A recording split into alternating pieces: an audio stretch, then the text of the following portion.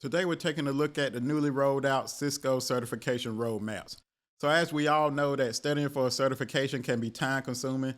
It could take 6 months or more depending on that certification. I spoke with a couple of folks that CCIE certified. Some of those took years, meaning more than 1 year to study for that certification. So if you were studying for a Cisco certification back in 2019, then you may have got affected by the certification updates. So this is around the time when Cisco rolled out the certifications that we're taking now, the exam topics and everything we see today. So 2019, roughly around that area, that's when they rolled out those changes. So it completely changed the CCNA certification.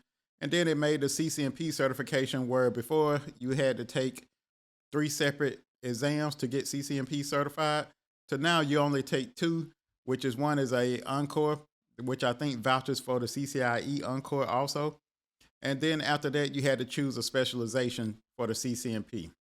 So all of this got rolled out roughly around 2019. So if you was in the middle of studying for one of these certifications, then you might have ended up stop your studying process, everything totally, waiting on the new books and everything, the new labs and everything to come out so you can start studying for that.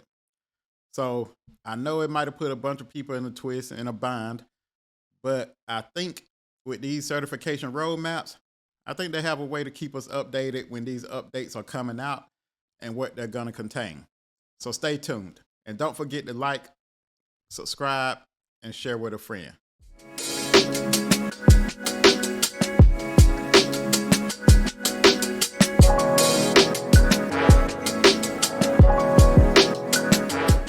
Welcome to Debt Free in IT. I'm your host, Mike. This podcast is for anyone who's looking to get into the IT industry, whether it's for a career change or you're just interested. I think you come to the right place. So what is the Cisco Certification Roadmap? So pretty much this certification roadmap is a way for Cisco to give us updated blueprint and exam information for all the Cisco exams, all the certification exams that they have under their umbrella. This roadmap pretty much comes in the form of a web page, so I will leave a link in the description. If I happen to forget it, bear with me. Just leave a note in the comment, and I can add that link in there. But pretty much after you go to this website, you'll see any changes that's up and coming for every certification. It has it kind of color coded as to what's up and coming, when it'll change, when that change will be implemented. So it gives you an overall view of any exam you're studying that's under the Cisco umbrella. You can look at that, see whether a change is coming, or if no change is coming, then you just continuing your studying efforts. So how does this work? So pretty much it's a three-step process where each of the exams is reviewed every quarter to make sure they align with the latest Cisco technologies. And pretty much from the looks of it, I think this will allow them to make small changes instead of changing like whole complete topics or whole domains like was pretty much done in 2019. If any of you remember that, the 2019 CCNA exam, it had a little bit more topics that I think some of those have moved to the CCNP, such as EIGRP, HSRP, a couple of more. One reason I remember it is because that's around the time when I took my Cisco certification exam. So back then I had to remember ERGRP, HSRP, and a couple of more technologies.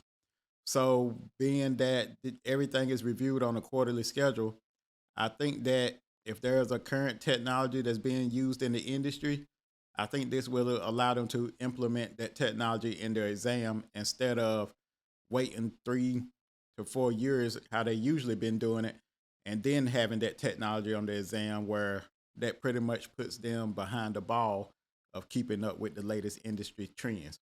So then after all of these Cisco exams is reviewed, then pretty much if any changes needs to be made, it's pretty much announced on this website 3 to 6 months in advance, along with the current exam topics and the release notes. So you get a little leeway there where instead of it being sprung on you all at one time and you kind of don't have time to prepare, you at least get 3 to 6 months to go to this website and see that, okay, if I'm studying for the CCNA exam and it's telling me in 3 to 4 months that this change is coming, then it pretty much lets me make a decision as to where if I need to get my studying and everything done before everything is implemented, then take the exam, or if I want to wait till afterwards. So if I'm just starting to study and I see the notification that in 3 months this may be added, if I think I can tackle it in 3 months, I may go ahead and try to knock it out before that change is done. And then after that announcement of the change in 3 to 6 months, around that time after that change is implemented, 3 to 6 months after that first announcement. So when the announcement is made that this change is coming 3 to 6 months, once that's done, then that change will be made 3 to 6 months after that first announcement has been made. So you may be wondering if there's any upcoming changes. So currently, if you're studying for your CCNA certification, go ahead and push through that process, because as of now, according to the website, there's no changes coming for the Cisco CCNA certification. So I wish you the best of luck on taking that exam. Hopefully you pass it. If you pass it, please let me know in the comments that you took the exam and you passed it so I can tell you congratulations. Right now, I'm studying for my CCNP. As if you looked at some of my earlier videos, you may have noticed where I took the DevNet and then I said I was moving on to the CCNP. So I'm currently studying for the CCNP. And as of right now, there's a couple of exam topic changes coming up for the CCNP Enterprise exam, where the Encore that I'm taking. And those are scheduled to be implemented on September the 20th of this year. So September the 20th, 2023. So hopefully I can get prepared in time to take the exam before September 20th. And, of course, I would let y'all know the results, whether I pass or fail. I failed them just like everyone else. So I bumped the DevNet. So I don't want to keep harping on it, but I bumped it. So this change is coming about September 20th. So hopefully I can make it in time. I'm on a pretty good track. I've been doing an hour or so a day. So I've been trying to stick with the program, stick with the script. Also, I've been doing some labs and stuff, so hopefully I'll be prepared before September the 23rd. And again, I will have this link in my description. That way you can go and view if any kind of changes. And then also you can let me know your thoughts on this certification roadmap. If you're finding value in this episode and you're listening via YouTube or your favorite podcasting app, please leave me a review or a comment. If you have a friend who needs to hear this, please share this episode with them. So how does this certification roadmap provide value to you? So one way that I think it might provide some value is when you're planning out an exam you're about to start studying, you kind of can see how long you need to take for the exam. So if you're just starting out today and saying that, okay, I need to study for my Cisco CCNA, well, you can go to this web page and see that there's no upcoming changes. So you should be good for about roughly 6 months or so. So then you just determine, okay, am I able to get prepared for this certification in 6 months?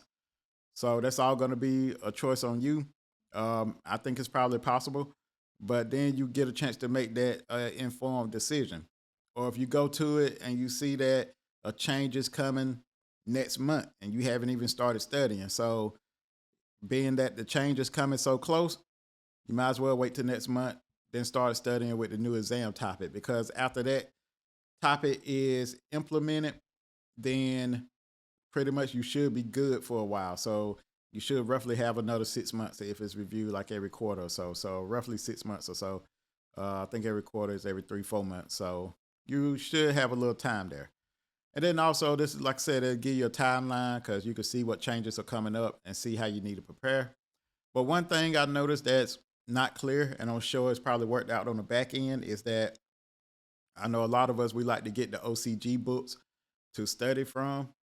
So I'm just wondering, when this change is implemented, how will those updates be added? Will it be in the form of a PDF, or will it be in the form of a link that takes you to some information on those topics? Because from as of that right now, the changes ain't supposed to be more than 20% of the any exam. So that is a small change, compared to the whole exam as a whole. So, but that's one thing that came to mind, is how with the OCG books, I really don't think that a whole new book will come out just for those one topic. So I can see it being a link or a PDF, or if you have the online book, maybe a updated revised version or something like that. I don't see a whole new book coming out, but I could be wrong. So hopefully, we'll have some clarification on that here soon. So that brings me to the end of this episode. Please let me know your thoughts on this new process. You can let me know in the comments. Let me know if you're feeling it, if you're not feeling it, if you're in between. But other than that, if you're on Instagram or TikTok or Facebook, you can follow me at Debt Free in IT. If you have any questions, you can email me at debtfreeinit@gmail.com. Other than that, I'll see you next week. Peace.